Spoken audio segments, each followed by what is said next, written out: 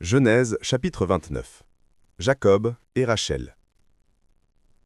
Jacob se mit en marche et s'en alla au pays des fils de l'Orient. Il regarda, et voici il y avait un puits dans les champs. Et voici, il y avait à côté 3 troupeaux de brebis qui se reposaient. Car c'était à ce puits qu'on abreuvait les troupeaux. Et la pierre sur l'ouverture du puits était grande. Tous les troupeaux se rassemblaient là, on roulait la pierre de dessus l'ouverture du puits, on abreuvait les troupeaux, et l'on remettait la pierre à sa place sur l'ouverture du puits.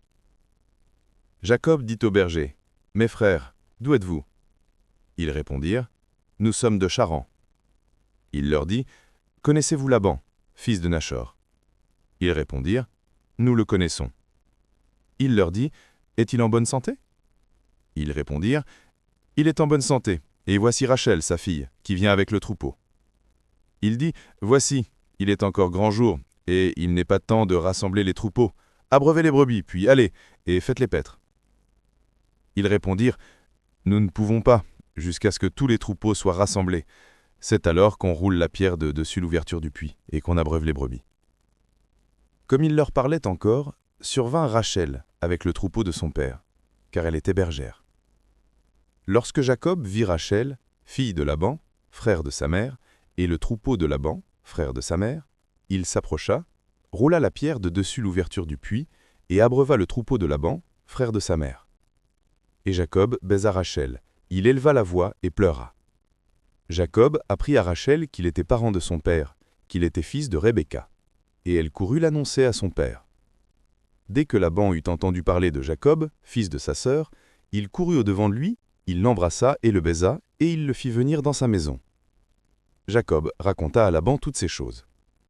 Et Laban lui dit, « Certainement tu es mon os et ma chair. » Jacob demeura 1 mois chez Laban. Puis Laban dit à Jacob, « Parce que tu es mon parent, me serviras-tu pour rien? Dis-moi quel sera ton salaire. » Or, Laban avait 2 filles. L'aînée s'appelait Léa, et la cadette Rachel. Léa avait les yeux délicats, mais Rachel était belle de taille et belle de figure. Jacob aimait Rachel, et il dit, « Je te servirai 7 ans pour Rachel ta fille cadette. » Et Laban dit, « J'aime mieux te la donner que de la donner à un autre homme. Reste chez moi. » Ainsi, Jacob servit cette année pour Rachel, et elles furent à ses yeux comme quelques jours, parce qu'il l'aimait.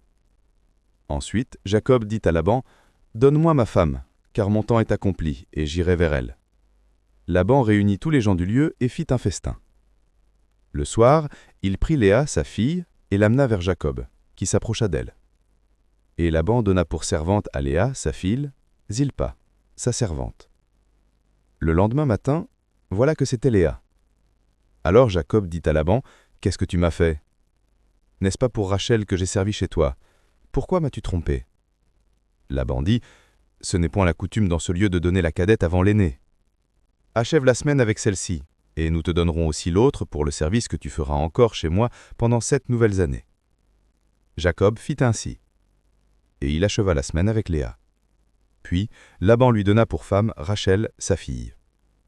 Et Laban donna pour servante à Rachel, sa fille, Bilha, sa servante.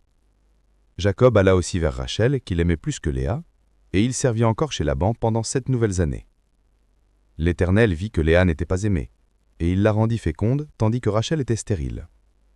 Léa devint enceinte et enfanta un fils, à qui elle donna le nom de Ruben, car elle dit, « L'Éternel a vu mon humiliation, et maintenant mon mari m'aimera. » Elle devint encore enceinte, et enfanta un fils, et elle dit, « Pour cette fois mon mari s'attachera à moi, car je lui ai enfanté 3 fils. » C'est pourquoi on lui donna le nom de Siméon.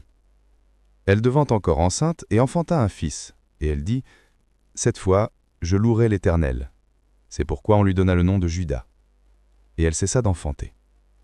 En résumé, Jacob travaille pour Rachel, mais reçoit Léa. Méditons. Même quand les hommes déçoivent, Dieu accomplit son plan. Prions.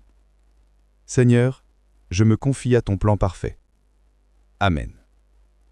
Chers frères et sœurs, merci d'avoir suivi cette méditation sur Parole de Dieu au quotidien. Si cette vidéo t'a touché, mets un like, abonne-toi et active la cloche pour ne rien manquer. Chaque jour, laisse la parole de Dieu fortifier ta foi, apaiser ton cœur et illuminer ton chemin. Partage cette vidéo pour que la lumière de Dieu continue de briller dans le monde.